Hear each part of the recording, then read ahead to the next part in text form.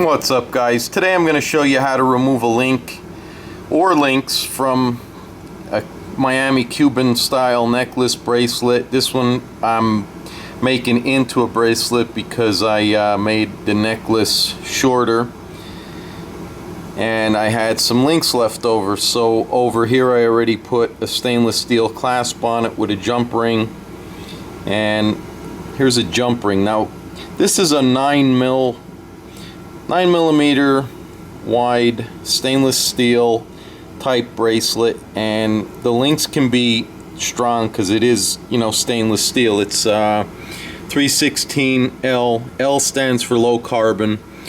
I don't know if the camera's picking that up, but there is a seam in there. Unlike a jump ring where you simply, you know, push forward and backward and open it up, these links aren't that way. I've already tried it with one and it does not come back. If you push it forward and backward, it does not come back to true where it was. So what we're gonna go ahead and do, in that seam we're gonna take a putty knife and I'm gonna drift that putty knife in between there to create a gap. Once we get that gap in there, then we're going to spread this out, this side out to the right, this side out to the left. Alright, so you could see that seam. I got the putty knife in between there.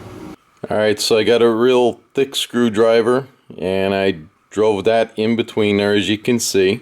Alright, so I did the same thing here, you can see, to the third link that I'm going to be removing. I did this one just more or less to have an extra open link, but this third one here, you can see it's the same process, and I'm just going to use the screwdriver to widen it.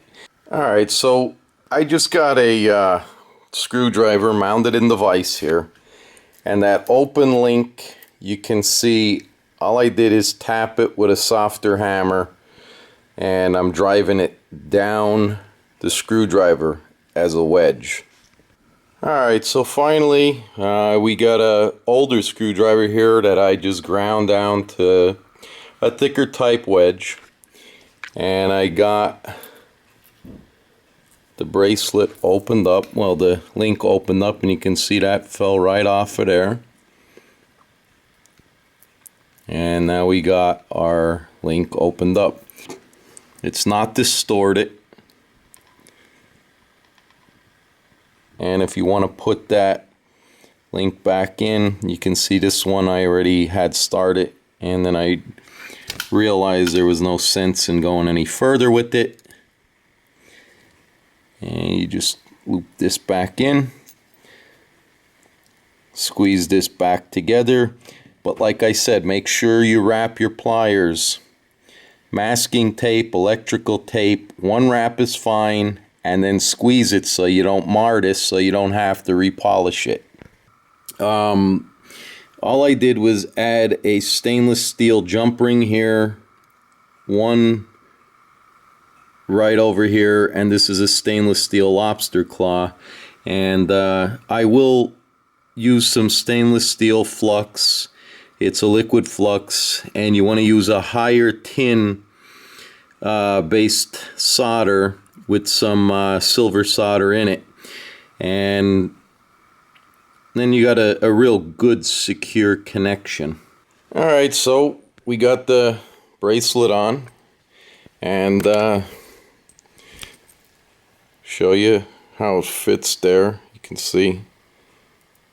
Rule of thumb is you should be able to get your index finger there, and it should slide over the wrist, and you could see kind of where that comes down. The other thing you can do, instead of using jump rings, you can get some stainless steel plate, well, sheet metal like, but it's stainless steel, and maybe like 1 mil. I have some 1/16 stuff that I'm going to grind down, and on my chain I'm gonna cut it that it is the width of the link, and then I'm gonna trace it as an hourglass, and then I'm gonna bend it like a horseshoe, so it will fit over the link. And then I'll apply some solder, stainless steel solder here and on the other side, and to the stainless steel plate itself, and then first tin it.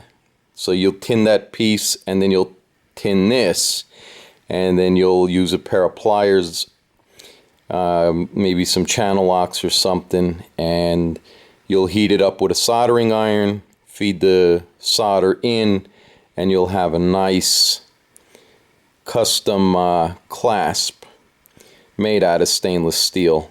And then this lobster claw, the way this is looking here, it won't stand up. You'll have a flat horseshoe on this side and this side, and then you'll use a jump ring off the one, and then the lobster claw will lay flat like that. But I'm not going to do it on this one because it really doesn't matter.